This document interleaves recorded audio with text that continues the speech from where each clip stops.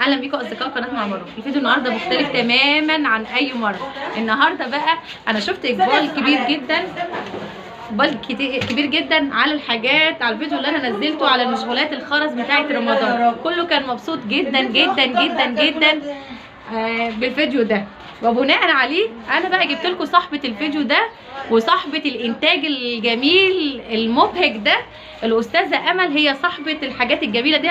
كله فكر ان انا اللي صاحبه الحاجات دي وانا اللي بعملها. لا يا جماعه، انا مش بعملها، ده الاستاذه امل هي اللي بتعملها. هي اللي هتتكلم باستفاضه عن الحاجات اللي هي بتعملها. مش بقى عرضي لنا بقى الحاجات المشغولات بتاعتك الجميله دي وتكلمي لنا عنها. اهلا بك يا استاذه مروه، وشكرا ان انت هتعرفينا على اصدقائك الناس الحلوه اللي تبعك. احنا معانا يا جماعه هنا دي مكنه اسمها مكنه تريكو يدوي، بتنتج حاجات جميله جدا. بتعمل الكوفيه وبتعمل الايس كاب، الطقم كامل على بعض. الطقم ده بيتباع بره غالي جدا، لكن احنا هنا لما بتجيبي الخيط وبتشتغلي والشغل بسيط جدا جدا جدا على المكنه. وطبعا لما اي حد بيعمل حاجه زي دي بيبقى فرحان ان هو انتج الحاجه ديت وعملها بايده. في حاجه تانية عندي المشغولات اللي هي مشغولات الخرز. كلمينا على الكوفيات دي والاسعار بتاعتها يا ريت كمان. الاسعار طبعا بتختلف من مكان لمكان عشان خاطر سعر الخيط. معانا مكنه التريكو اليدوي دي بتعمل الطقم كامل على بعضه، بياخد 3 شلات. ياخد الايس كاب، بيعمل الايس كاب والكوفيه. يعني كوفيه وايس كاب ده طقم على بعض، طقم كامل على بعض. جميل قوي. في بقى بواقي الخيط اللي عندك ممكن تعملي منه صورتين. جميل اهوت للشعر. بواقي الخيوط اللي عندك شكل النهارده هتكلفيني كتير، لان انا ناويه ابضع. احنا تحت امرك. لا بجد ناويه ابضع. احنا تحت امرك. حلوه دي كمان. ده دعوه لاصدقائي كمان بقى، عشان لو عايزين حاجه بقى يقولوا لي بقى. تحت ما شاء امرك. الله. لا الحاجات دي السرتيس من ده بكام بقى؟ ده عامل 10 جنيه. جميل.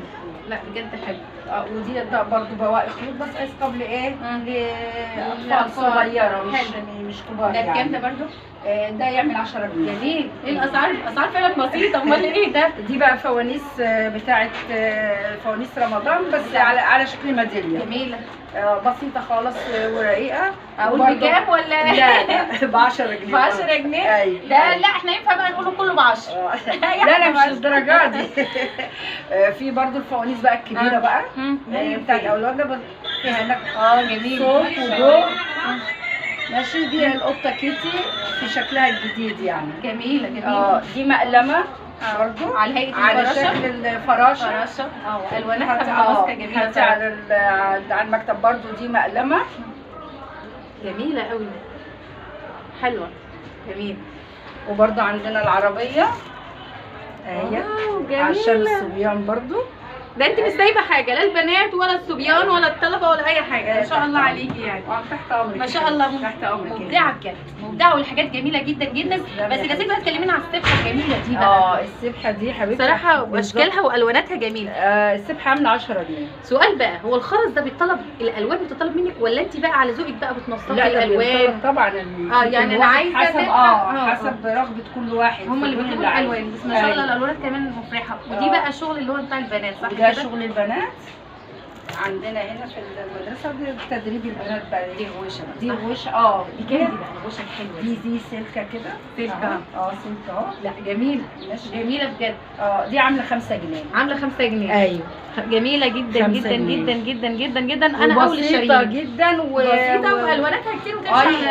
ايوه. ودي بقى ايه يعني ايه برضه نفس النظام بس على شكل علم مصر. جميله حلوه بجد. بس كلها حاجات يعني الحمد لله. الاشكال كلها جميله في منتهى الجمال ما شاء الله عليكي. ده برضو شغل ايه؟ ده طقم كامل كده على بعضه. ده برضو غوشه. ايوه. دي كده. ده ايه طقم؟ ده دي بقى الاسوره كامله بقى.